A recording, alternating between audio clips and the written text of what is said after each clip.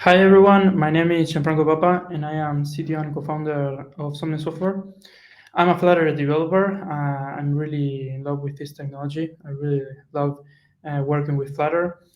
And yeah, this is my first video, so I wanted to introduce myself a little bit and talk about what are the intentions of the new channel. This is my first video, as I said.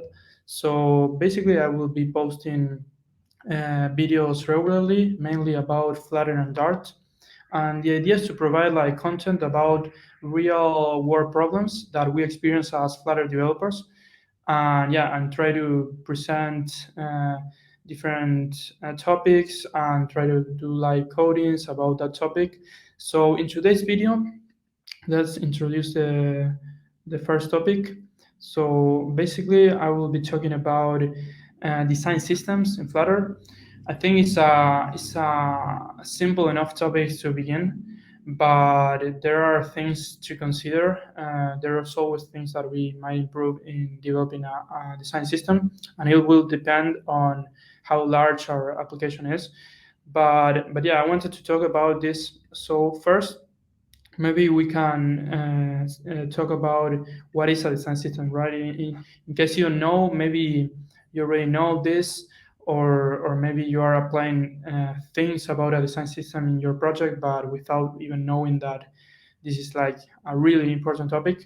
So basically, a design system is a set of guidelines and collections of design standards that will help developers, mainly designers and developers, to build a unified design, but in a incremental way. What I'm saying about this is that a design system typically it will contain more simple elements of a UI, such as colors, typography, iconography, but it could be also things that are more advanced, such as animations, transitions, or feedback. But it will help the designer to build a more complex UI, but in a way that it can be consistent and coherent. So basically, like the designer will establish a set of design patterns and best practices, and this will help to produce an overall product with more quality, more consistent, and it will definitely speed up like the time to market to build this in the development phase. So the design system typically will have different roles involved, mainly the designer, but it can participate with the help of the developers, also with why not like the product managers and the stakeholders. So the idea is that like we have cross-functional teams that participate in the construction of the design system, and that will produce the best result. So next, we have like atomic design. This is also really related to design system because it's a way, basically a methodology in which we can create a design system. The term atomic, it is because the name is because the methodology, what it tries to do is to break down all the design system into a smaller thing, such as atoms, like in the fundamental smallest thing, and then molecules, organisms, templates, and pages. So the idea is to build things from the very uh, like smaller thing to the more complex.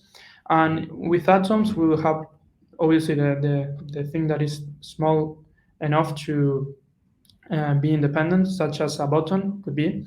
It could be an icon, something really small. And then a molecule will start being something that is a group of atoms, right? So we could have like different examples, such as a search bar that maybe has like an icon and a text field. And then we keep growing and we have like organisms that will be a group of molecules that will form a distinct section of an interface. And then here we will have, for example, a header or a footer. And then if we keep growing, we have like templates that are mainly assembling organisms in a layout and describing different behaviors between them. And ultimately, we will achieve a single page that will be the final output, where like these templates that we have are going to be populated with real data, and that will produce a fully realized user interface. So basically, the goal of the atomic design is to break down everything into smaller components so it can be better for designers and developers to only make changes in a single component, and that will impact in the whole design. Okay, so if we go to our last slide, and then we are going to jump into a demo of all this. I wanted to also present these different topics because they are so important and we have to get familiarized with them, such as colors, icons, spacing, theme, typographies, and widgets. So basically, we are going to talk about in the demo about these different um, topics, and those all of them are part of a design system, and maybe you are using it like in a good way, or maybe there is space for improvement. But definitely, whenever you create an interface, you will have to interact with them. Okay, so without further ado, let's jump into a demo of all of this so we can start seeing this in action. In the demo, we are going to present a basic project. We are going to start from scratch a project in Flutter, and we quickly are going to create a UI package where everything of our design system is going to implement. And we are going to see how to use that UI package instead of like maybe you're using material apps that already have a design system, but we are going to see how to create a custom one and use it in our project. So that will be it for a demo. I think that it's really one of the things that we should do at first whenever we create a project, so we can start from the very beginning having the best practices about design system, and we don't incorporate things that are not uh, so well, and then we realize that we might do a lot of changes in our code base. Okay, so I'm going to share my screen now, and we are going to start with the demo. So here I have VS Code open with a folder called Design System, and we are going to create our Flutter project here. So basically, I'm going to use the command line to create the project. We are going to use the Flutter create command. For our project name, we are going to use just app. And then for the organization, I'm going to use Somnio.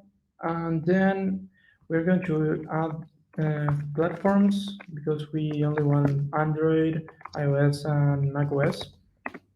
And then we are going to create everything in the root file, in the root folder called design system. Okay, so if we hit enter, this is going to create our Flutter application. Great. So this is normal stuff. We can go here. We can see that here we have our Flutter app.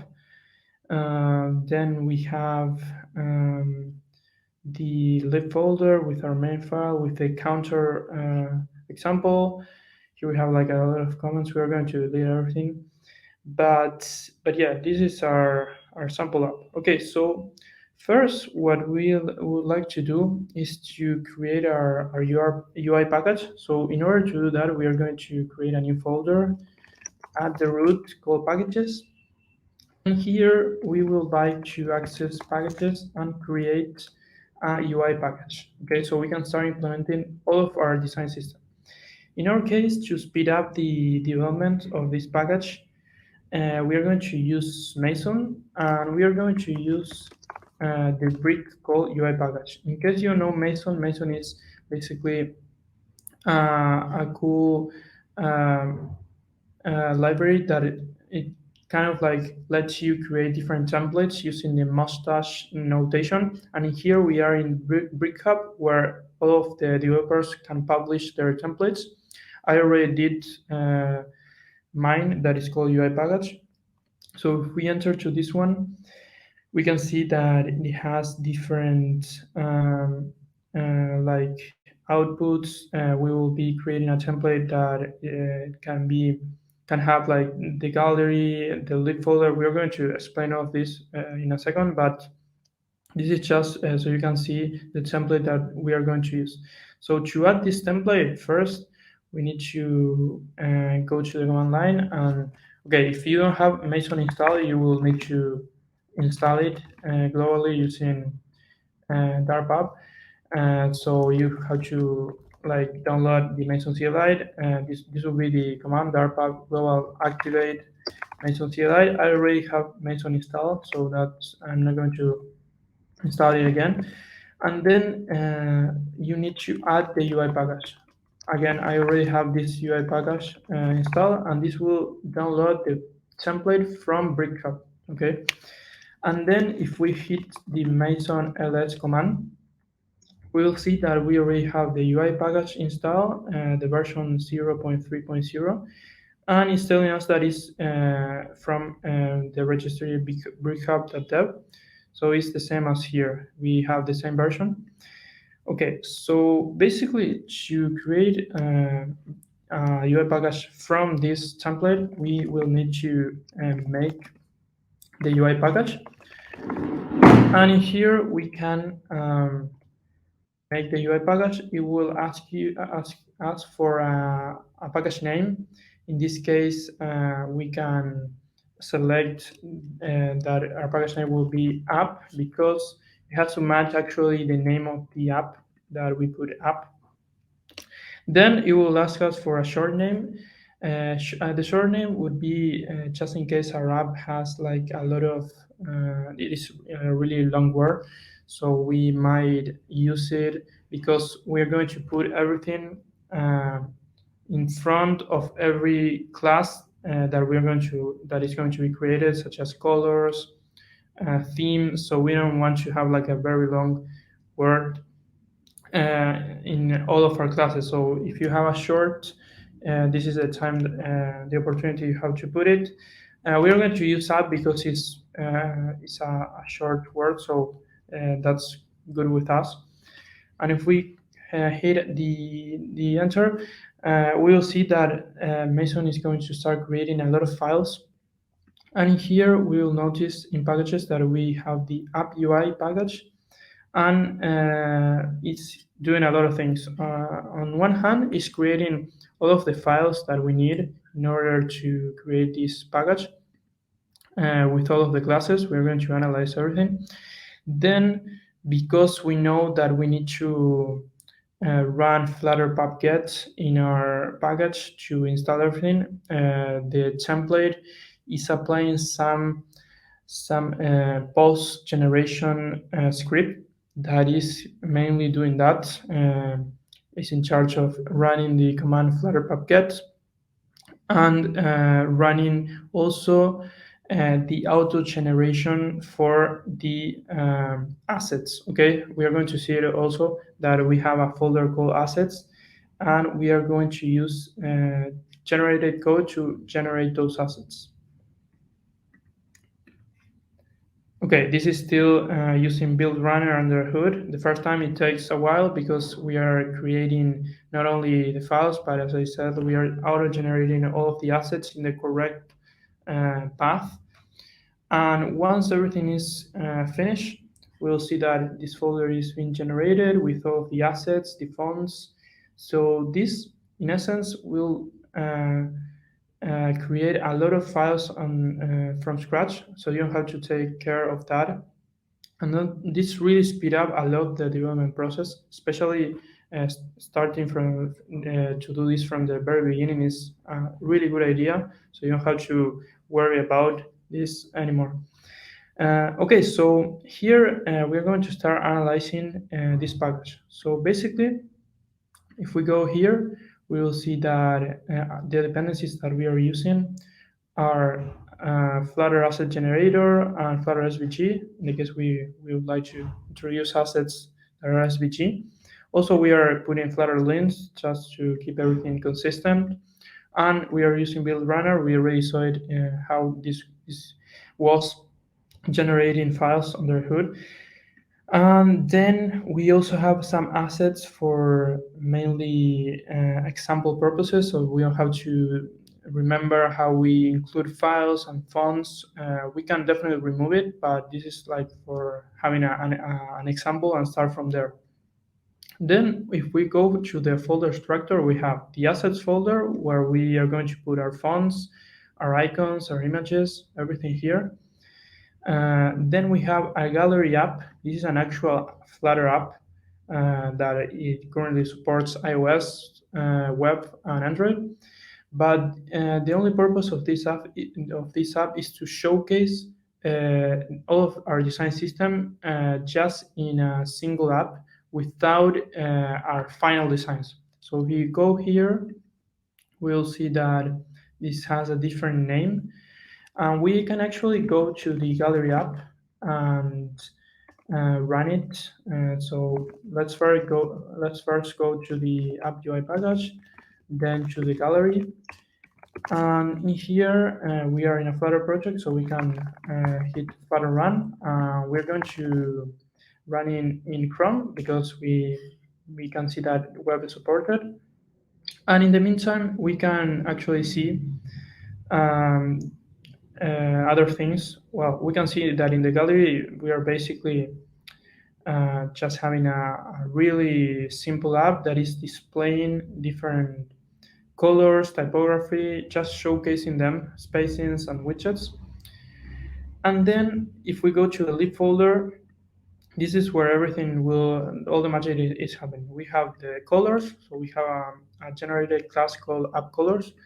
This will be the way we implement every color and every constant that the designer is sending to us. So we have all of the colors.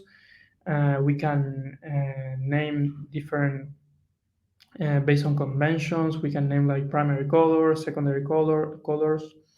Then we have an important file that is called app icons, where we can define different icons of our app, that it could be dark icons or light icons. This will ultimately depend on the theme that we want to apply to our app. Then, well, here is loading the gallery app, so we can see it. And then we have the spacing class. In here, we also have another class that is called app spacing. Remember that that is a short name that we put it in our project. And the idea of this app is to define everything that is related to spacing. So we don't have to hard code those values in the actual app. And instead of using a number, we will be using app spacing that small or large or whatever the designer specified in the Figma files. Okay, then we have our theme folder in which we have the app theme file. And here you will find different themes. Here we have like the light theme and a dark theme.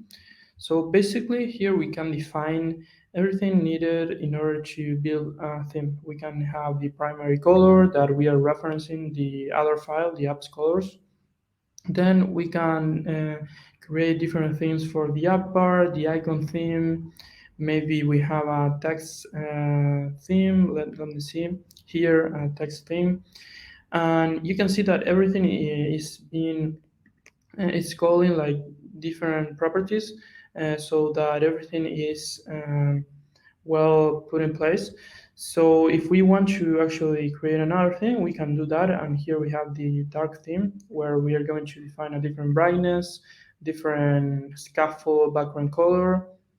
So yeah, this is a really good way to create your theme, because then in your app you will be able to use whatever theme you define, maybe light or dark, more traditional ones, or maybe a custom one.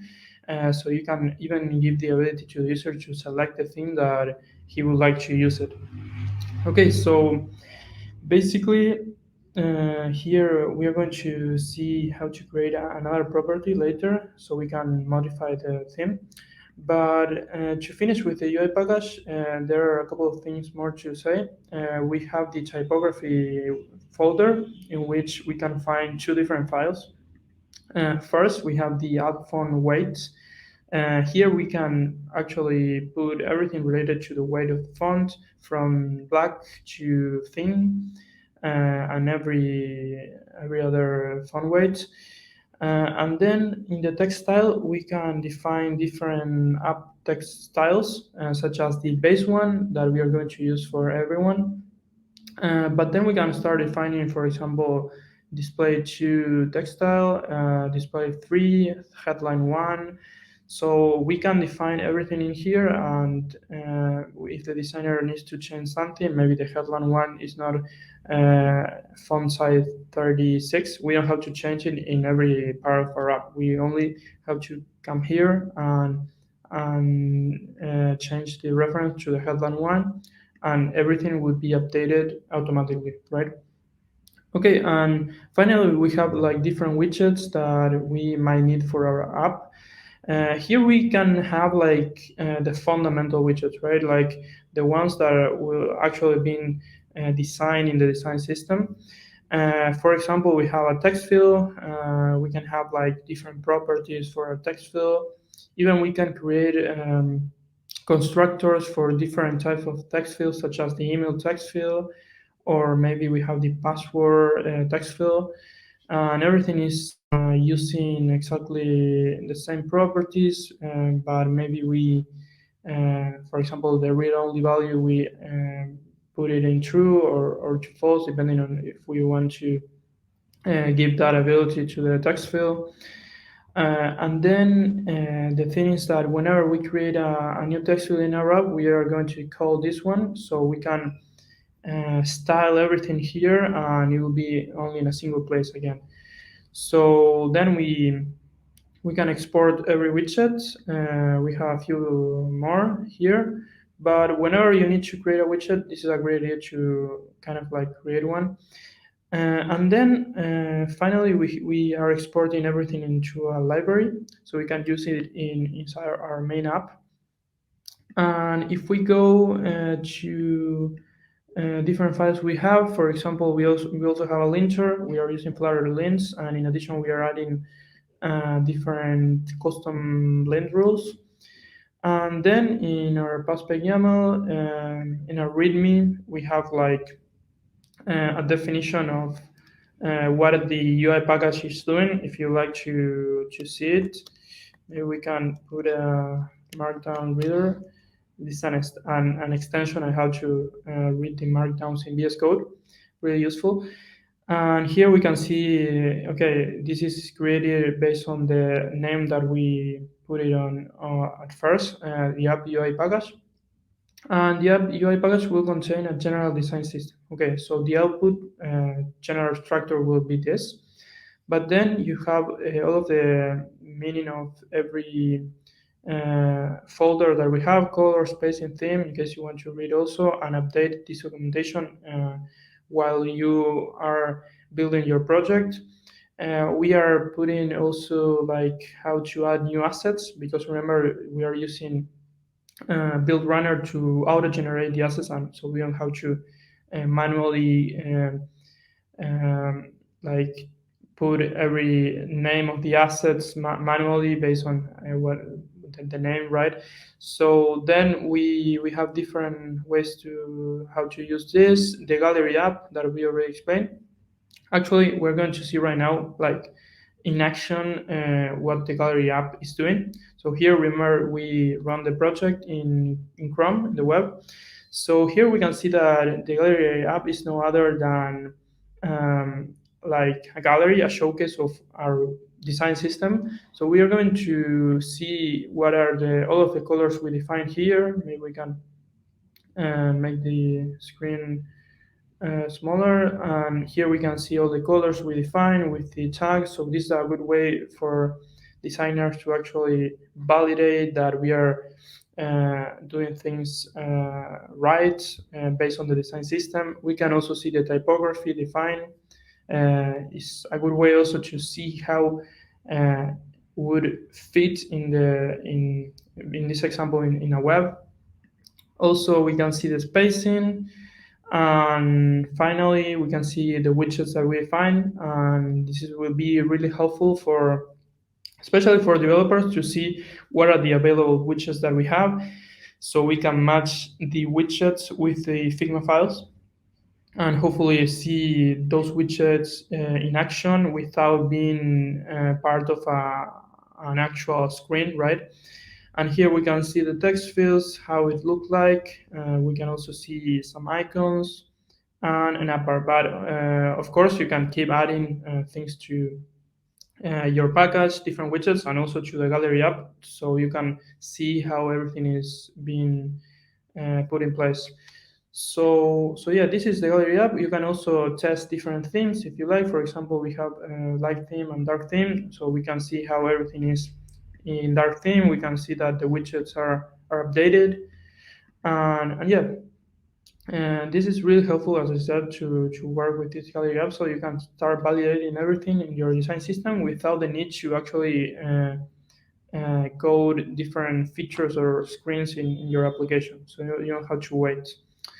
Okay, so moving on to our example, let's actually import this UI package, right? Because so far we only saw how this package works, but actually we need to import this package into our main app. So actually here, what we can see first, we can do first is try to remove, sorry, this comment, so we can actually see a lot better. So in here we are going to apply basically a custom regex expression. We have to click here, and we're going to delete every comment. So then we format.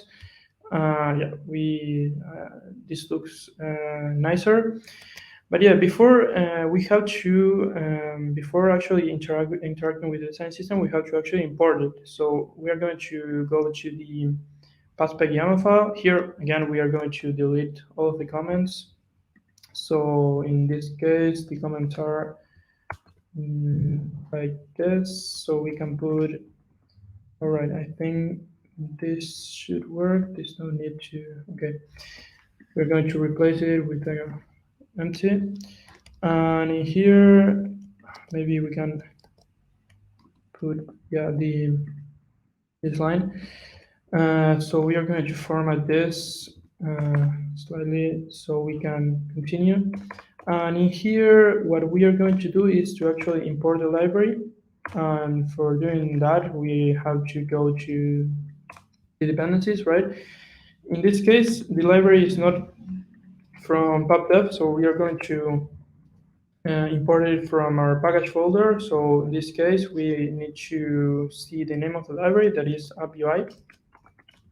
And then instead of the version, we are going to specify a path, and the path will be packages and the app UI. Okay, so in essence, we can run Flutter get either by command save in our file, or we can go to, let's go to a terminal and move um, to the root folder, and we can actually do Flutter get. That will be it. And of course, command save is faster, but that depends on you. And here we have already our app UI in our main project. So if we like to use it, we can actually. So the first thing we're going to do is replace this theme. But first, let's run our app. So we're going to run our app in macOS, so we can actually notice what happened when we change the theme of our app. Basically, what we are going to do is to replace this theme for the theme that we define in our lib folder in theme. We're going to actually use both the light theme and the dark theme. So in this case, we'll need to import. Okay, this is running the actual application. We can see it like the Flutter demo homepage and the counter app with the material app theme. But let's say we want to start including our theme, so we can import our package that is called app UI. And in here, we can replace the whole theme with the theme that we defined in our package. That, if you remember well, it was app theme. And then we're going to use the light theme. So let me go again to the app theme. In here we have the light theme. Okay. So to actually import this theme, we have to go to one of our extensions, I guess. No, this is for the icons. The app theme, we can retrieve it from the getter that is the light theme, but we cannot use it statically. So I guess we have to create an instance, and then yeah, okay, we can use the light theme. So here, as I have to do hot reload because I went for running the app using Flutter run. So if we hot restart with Shift R, we are going to see that this theme is completely different. We have like different styling. We can see the button has changed. Also the font and the font sizes. So yeah, this is like one of the advantages. We define a theme with all of the things in our design system, and we can already see the changes. And let's say we have to add a different theme. We can simply use the dark theme, and again we can restart. We are going to see that we have another theme. We could definitely have like a setting screens where the user can switch back and forth between light and dark, or even it can be based on the OS settings. Um, but yeah, let's stick with the light theme again, and I'm going to show how we can, for example, let's see that everything is white again. Okay, so I'm going to show how we can change, for example, one of our widgets that we have in our screen, that is the floating action button. Okay, so basically, the floating action button, we have to see in our theme if we have actually something for our floating action button. So we notice that there isn't anything. So maybe we can create a floating action button theme property. And here we are going to follow the convention of naming everything private. So actually what we can do is uh, we can copy and paste, we can put it at the bottom of this because then we are going to start with the dark ones. Let me see, dark outline, bottom thing. Okay, I guess we have to put it at the very bottom because we are following the notation of putting the light and the dark of that particular theme. So here we can go to what we were defining, that was basically the floating action button theme. So we have to return a floating action button theme. Okay, so we're going to go for the floating action button theme. And then this will be a getter, and we are going to name it floating action button theme.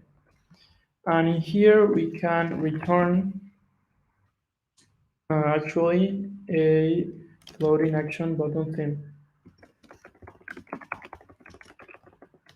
in data. Okay, this will be floating action button theme data. And in here, what we can do is, okay, this is action button theme data. Maybe we can define a color. So we will have the background color. And here we can go to our up colors that, let's say this is the light one. So we should have it on black.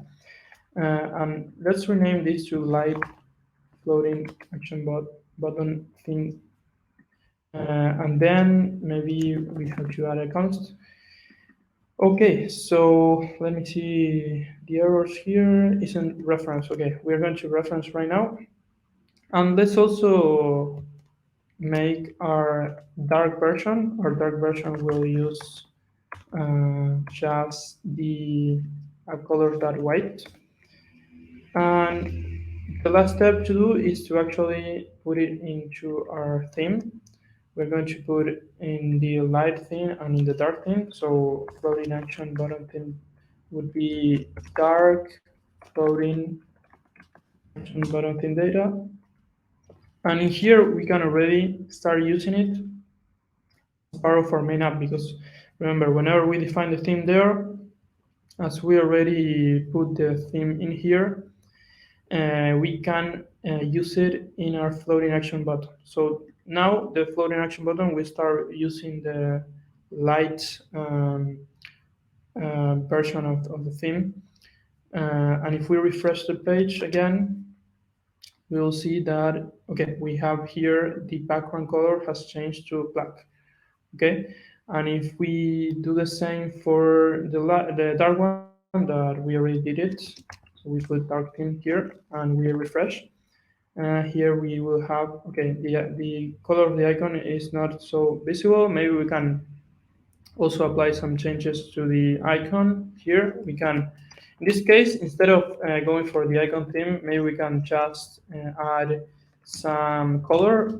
We can grab the theme based on the context, and then we can use maybe the primary color, and this won't be constant anymore. Okay, so let me see if the primary color would work. Okay, here we can see it better. And if we get back to light theme, again, probably it will be the same. Okay, perfect. So basically, this is a really small example of how we can start using the theme. Remember that inside our app, all of our widgets doesn't depend anymore on constant values, and that's really great because if anything change, this will be only reflect in the UI package, and we can start caring about other things instead of defining again and again what should the widget look like. We can start doing like the logic of the application without needing to implement again and again the style of the particular textile and remember how it was or seeing in Figma what are the actual style. We can do it once and that's it. So this is one of the greatest advantages of using this approach. Great. So we saw a lot today in our demo.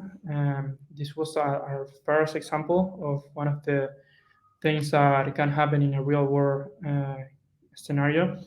And yeah, I highly recommend to use these practices in any project because we saw it like it's really easy to integrate with a brick in our case that we saw, and we don't have to create a lot of boilerplate code from scratch.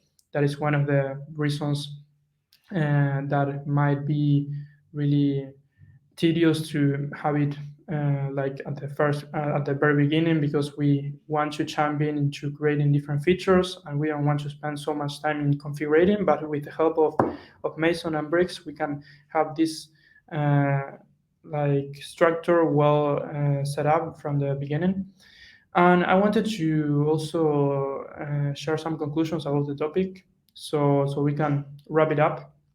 And yeah, what can we say? Okay, so one of the conclusions would be that this is a really well-known principle in programming that is don't repeat yourself.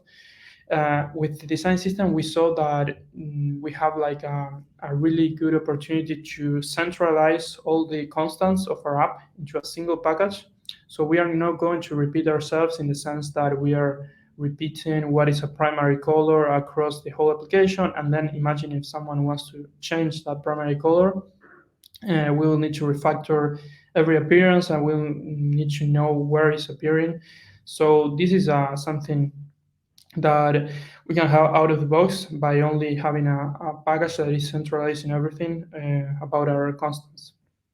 And then we have to avoid hard-coded constants such as spacing numbers or colors. This is something that, yeah, it happens because maybe when we are developing that feature and that UI, we can do it like in the same page and think about, okay, this should have a spacing. We saw it in demo. And this should have a spacing, and we have like a hard-coded value for that. Again with the colors. but you have to start thinking about what happened if that changes in the future, or even if we want to have some responsiveness in the future. So basically, avoid hard coded any value whenever you are putting something that is a constant. Remember to put in somewhere else. Then we have the modularization. This is like a really um, important design because it let us separate all of the concerns and responsibilities into a single package. So whenever we need to deal with something that is pure UI, we can go to that package. And if tomorrow we want to change that package and put another one, we can do it. And yeah, overall, it respects the principle of separation of concerns. Okay. And lastly, we have clear communication with the science team. I know that we didn't talk so much about this today, but I think it was worth mentioning because I think that yeah, if we can facilitate like the barrier between design and development somehow, maybe creating and being in contact when this design system is created, how are the what are the notations that we are going to use to define every widget or every like a component of the design system. This will be easier for the future in the sense that developers will know what to do when they interact with the Figma file. So I really encourage to try to work aside your designer and try to define this together so it can be a smoother process. All right, so that's it for today. I hope you liked the video. Let me know in the comments if you have any suggestions, if you already knew this topic, if you do it in another way in your project. Maybe you're applying the design system, but in a different way. I want to let them know, and yeah, I'm going to keep posting different videos. Here are my social media. If you they are going to be on the links. So it was great to create my first video, and yeah, I hope to continue sharing my knowledge. And yeah, see you in the next videos. Bye.